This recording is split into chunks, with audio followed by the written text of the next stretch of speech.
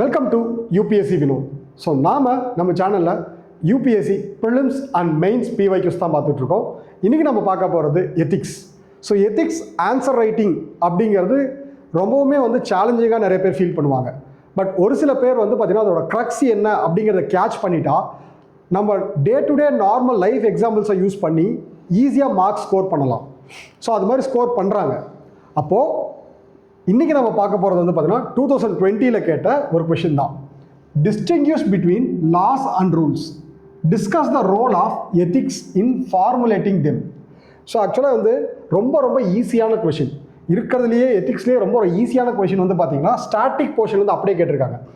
Distinguish between laws and rules, லாஸ்னால் என்ன, ரூல்ஸ்னால் என்னன்னு டிஸ்டிங்யூஷ் பண்ணணும். ஸோ இது ஆக்சுவலாக எத்திக்ஸோட ரோல் என்ன, இந்த லாஸ் அண்ட் ரூல்ஸ் இது ரெண்டுத்துலேயும் ஃபார்முலேட் பண்ணுறதுக்கு, அந்த லாஸ் அண்ட் ரூல்ஸை ஃபார்முலேஷன் பண்ணுறதுக்கு எத்திக்ஸோட ரோல் என்ன? அப்போ ரொம்ப simple. Laws and rules are central to order and stability in society. So ரொம்ப சிம்பிள். இந்த சொசைட்டியில் லா இல்லை அப்படின்னா ஸ்டெபிலிட்டி இருக்காது. ஸோ எது ரைட்டு எது தப்பு அப்படின்னு சொல்கிறதுக்கு பேர் தான் லா. ஸோ அப்போது லா இல்லை அப்படின்னா என்ன ஆகும்? ஸ்டெபிலிட்டி இருக்காது. So, laws and rules are central to order and stability in the society. Ethics plays a crucial role in formation of both to achieve summum bonum. So, ethics பார்த்தீங்க அப்படின்னா law frame பண்ணுறதுக்கும் சரி, rules frame பண்ணுறதுக்கும் சரி ஒரு crucial role play பண்ணுது. So எதுக்காக? To achieve summum bonum. Ethics word, ethics terms, ethics சப்ஜெக்டில் எத்திக்ஸ் வேர்ட் தான் யூஸ் பண்ணணும். ஹையஸ்ட் ஸ்டேட் ஆஃப் ஹாப்பினஸ், அதுதான் சுமம் போனம். ஸோ எத்திக்ஸில் இந்த வேர்டை கண்டிப்பாக நம்ம யூஸ் பண்ணி தான் ஆகணும். இன்ட்ரோடக்ஷனில் லாஸ் அண்ட் ரூல்ஸ் எதுக்காக அப்படின்னா சுமம் போனமை அச்சீவ் பண்ணுறதுக்காக. So ethics plus laws plus rules is equal to summum bonum. அவ்வளோதான். ஓகே, டிஸ்டிங்விஷ் பண்ணிடலாம். அவ்வளோதான். டிஸ்டிங்விஷ் எப்படி பண்ணலாம்? ஈஸியாக லாஸ் அண்ட் ரூல்ஸ். ஸோ இதோட நேச்சர் என்ன? Formalised and enforceable guidelines created by government and authority. லாஸ்னாலே பார்த்தீங்கன்னா கவர்மெண்ட் கிரியேட் பண்ணது தான். So government and authority create பண்ணது தான் பார்த்தீங்கன்னா லாஸ். ஸோ இதோட எக்ஸாம்பிள் பார்த்தீங்கன்னா ஆக்ட்ஸ் எல்லாமே லாஸ் தான். ரைட் டு இன்ஃபர்மேஷன் ஆக்ட், எது வேணாலையும் ஒரு கவர்மெண்ட் ஃப்ரேம் பண்ண ரூல்ஸை தான் நம்ம லாஸ்னே சொல்கிறோம். ஸோ ஃபார்மலைஸ்ட், ஃபார்முலாக இருக்கும். என்ஃபோர்ஸபிள், யார் என்ஃபோர்ஸ் பண்ணுவா? கவர்மெண்ட் என்ஃபோர்ஸ் பண்ணுவாங்க. யார் மேலே? சிட்டிசன் மேலே. Next, guidelines created by the government. Okay, so இப்போ இதோட நேச்சர் பார்த்தீங்கன்னா இது. Next, informal, semi formal guidelines. Rules பார்த்தீங்கன்னா இன்ஃபார்மலாக இருக்கலாம், செமி ஃபார்மல் கைட்லைன்ஸாக இருக்கலாம். Created by organisation, groups and institution. ஆக்சுவலாக ஒரு லா அப்படிங்கிறது legitimised one. Legitimized one is created by the government. Rules also a legitimized one தான். பட் இந்த இடத்துல இன்ஃபார்மலாகவும் இருக்கலாம். ஒரு ரூல்ஸ் அப்படிங்கிறது அவங்களுக்கு ஏற்ற மாதிரி இருக்கலாம். ஃபார் எக்ஸாம்பிள், ஒரு கம்பெனியில் பார்த்தீங்க அப்படின்னா சாட்டர்டே சண்டே லீவ் அப்படிங்கிறது ரூல்ஸ் அப்படின்னா, ஒரு சில கம்பெனிஸில் ஃப்ரைடே லீவ் அப்படிங்கிறது கூட ரூல்ஸாக இருக்கலாம். ஸோ அப்போ rules are formulated by individual, private companies, organisations, இது மாதிரி ஸ்கூல்ஸ் பார்த்தீங்க அப்படின்னா கண்டிப்பாக யூனிஃபார்ம் போட்டு வரணும் அப்படிங்கிறது one of the rules. It's not a law. Okay, second point, it has a broader set. Law has a broader set of guidelines applicable to entire section of the society, population within the jurisdiction. Laws அப்படின்னாலே first boundary வந்துடும். இந்த பவுண்டரிக்குள்ளே இந்த லா apply ஆகும். So அப்போது அந்த லா அப்படிங்கிறது ஒரு மாசஸ்க்கு apply ஆகிறதுக்கு பேர் தான் லாஸ். ஸோ ப்ராடர் செட்டாக இருக்கும், ரொம்ப ப்ராடராக இருக்கும். Guidelines applicable to entire set of the population. Entire set of the population. So entire set of the பாப்புலேஷனுக்கு பார்த்தீங்கன்னா அது அப்ளிகபிளாக இருக்கும். So within the jurisdiction. Okay, so அப்போது ரூல்ஸ் எப்படி இருக்கும்? It is applicable to specific group. So இது entire set of the population. But என்னது, இந்த கம்பெனிக்குள்ளே மட்டும்தான் அந்த ரூல்ஸ் அப்ளிகபிள் ஆகும். இந்த ஸ்கூலுக்குள்ளே மட்டும்தான் அந்த ரூல்ஸ் அப்ளிகபிள் ஆகும். கண்டெக்ஸ்ட், இந்த group of context. Example, school and work place. So நான் சொன்னது தான். Okay, next, it is create and enforce by the government and parliament. So it is created and enforce by the organisation, community, individual. அவ்வளோதான். it carries with legal penalty such as fine and imprisonment because government போட்ட லாஸ்க்கு வந்து power அதிகம். Once நீங்கள் லாவை violate பண்ணீங்க அப்படின்னா கண்டிப்பாக penalties போடுவாங்க.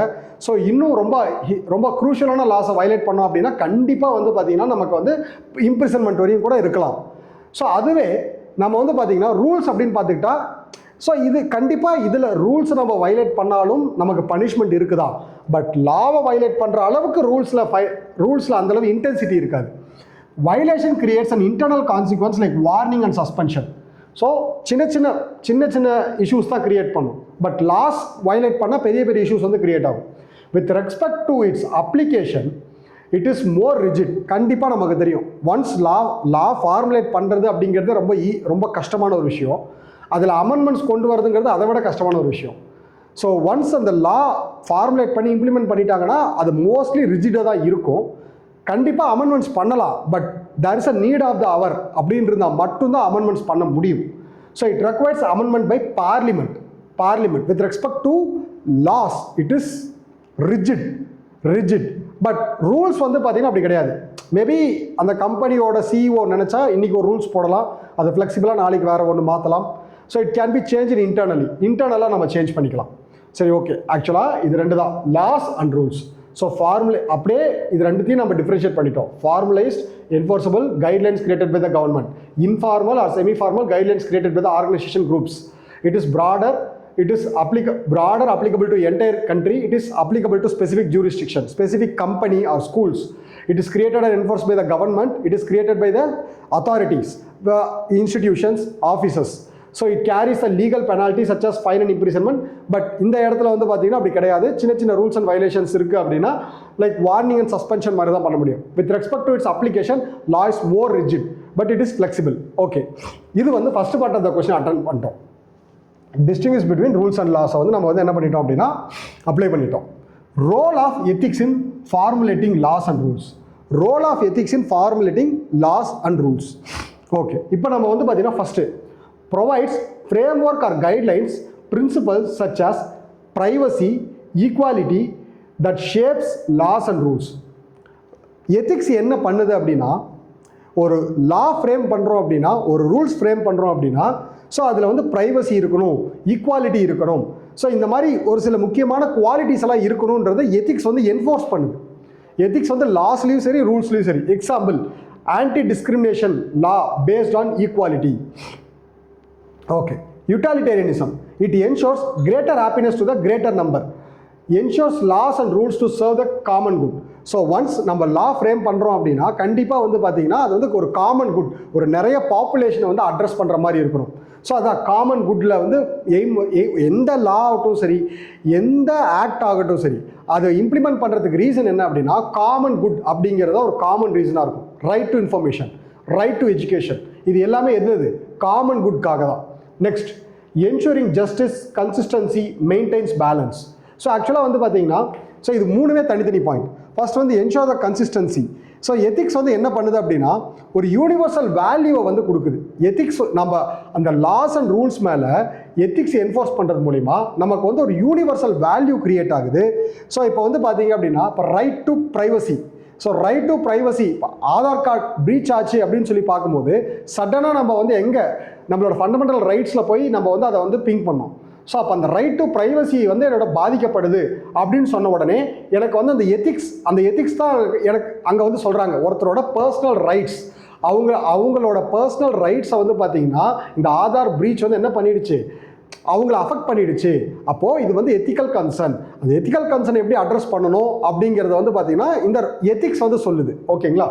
Next, consistency. So consistency அப்படிங்கிறது வந்து பார்த்தீங்கன்னா ஒன்ஸ் லாஸ் அண்ட் ரூல்ஸ் வந்து பார்த்தோம்னா ஒரு இடத்துல நம்ம அப்ளை பண்ணணும் இல்லை லா ஃப்ரேம் பண்ணணும் அப்படின்னா கூட நம்ம அதை கன்சிஸ்டண்ட்டாக மானிட்டர் பண்ணுற மாதிரி தான் இருக்கும்.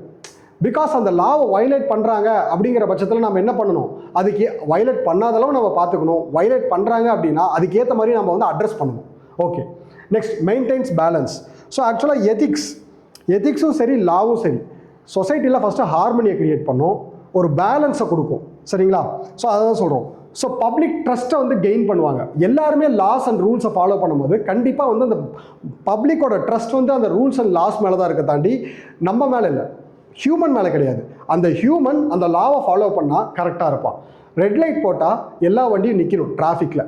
அப்போது இந்த லாவை வந்து எல்லாரும் ஃபாலோ பண்ணும்போது சொசைட்டியில் வந்து ஒரு ஹார்மனி கிரியேட் ஆகுது. ஸோ அதுதான் சொல்கிறோம், maintain balance, public trust and wider concern, promote transparency and accountability, right to information. One of the best example, promote transparency, accountability. ஓகேங்களா? So law is the reason. எப்படி நம்ம இதை கன்க்ளூட் பண்ணுறோம் அப்படின்னா, ஆக்சுவலாக இதுதான் role of ethics in formulating laws. இதுதான் role. Ethics வந்து என்ன பண்ணுது அப்படின்னா, லாஸையும் சரி, ஃபஸ்ட் வந்து ரூல்ஸ்னால் என்ன, லாஸ்னால் என்னன்னு பார்த்தோம். ரொம்ப சிம்பிளாக ரூல்ஸ்னால் என்ன, லாஸ்னால் என்னன்னு பார்த்துட்டோம். அதை வந்து எத்திக்ஸ் வந்து அந்த ரூல் மேலேயும் லா மேலேயும் அப்ளை ஆகும்போது அது எப்படி வந்து பார்த்திங்கன்னா சேஞ்ச் ஆகுது, எப்படி சொசைட்டியோட நீட்ஸை வந்து அட்ரஸ் பண்ணுதுங்கிறது தான் இங்கே பார்த்தோம். நெக்ஸ்ட் இது எப்படி கன்க்ளூட் பண்ணுறோம் அப்படின்னா, law is the reason without passion. யார் சொல்லியிருக்கா அப்படின்னா அரிஸ்டாட்டில் சொல்லியிருக்காரு. லா ஜஸ்ட் வந்து பார்த்தீங்கன்னா law is the reason without passion. Ethics ensures laws rules serves a common good. Just law வந்து பார்த்தீங்கன்னா ரீசன் வித்தவுட் பேஷன் அப்படின்னு சொல்லிட்டாரு. அப்போ எத்திக்ஸ் அப்படிங்கிறது என்னது அப்படின்னா ஜஸ்ட் இது மட்டும் தான் அரிஸ்டாட்டில் சொல்லியிருப்பாரு. இதை வந்து நம்ம கன்க்ளூட் பண்ணுறோம். எத்திக்ஸ் என்ன பண்ணுது, லாஸையும் என்ஷூர் பண்ணுது, ரூல்ஸையும் என்ஷூர் பண்ணுது. இது ரெண்டுமே ஒரு காமன் குட்டுக்காக தான் நம்ம செய்கிறோம் அப்படிங்கிறது என்ஷூர் பண்ணுது. ஸோ இந்த டயக்ராம் வந்து ரொம்ப முக்கியம். Rules, regulations, laws, ethics. So ethics வந்து என்ன கன்ஃபைன் பண்ணுது, இது எல்லாத்தையுமே கன்ஃபைன் பண்ணுது. ரூல்ஸையும் கன்ஃபைன் பண்ணுது, லாஸையும் கன்ஃபைன் பண்ணுது, ரெகுலேஷன்ஸையும் கன்ஃபைன் பண்ணுது. ஸோ இதுதான் வந்து பார்த்திங்கன்னா நம்ம ரொம்ப ஈஸியான ஒரு கொஷின். நம்ம செகண்ட் பார்ட் மட்டும் தான் கொஞ்சம் டஃப்பாக இருக்கும். Discuss the role of ethics in formulation them. So அந்த ரோல் வந்து கண்டிப்பாக நம்ம வந்து எழுதியிருக்கணும். ஸோ ஆக்சுவலாக வந்து பார்த்தீங்கன்னா utilitarianism, ensuring justice, ensuring consistency, maintain balance, public trust gain பண்ணுது, வைடர் கன்சர்னுக்கு இது வந்து லா அண்ட் ரூல்ஸ் அப்ளை ஆகும்போது, so promote transparency and accountability எல்லாமே நமக்கு தெரியும். எல்லாமே ஒரு யூபிஎஸ்சியே படிக்காதவங்களுக்கு கூட இந்த கான்செப்ட்ஸ் தெரியும். பட் இதை எப்படி நீங்கள் ஃபார்முலேட் பண்ணுறீங்க அப்படிங்கிறதுல தான் உங்களுக்கு மார்க் வந்து அலாட் பண்ணுவாங்க. Okay, thank you.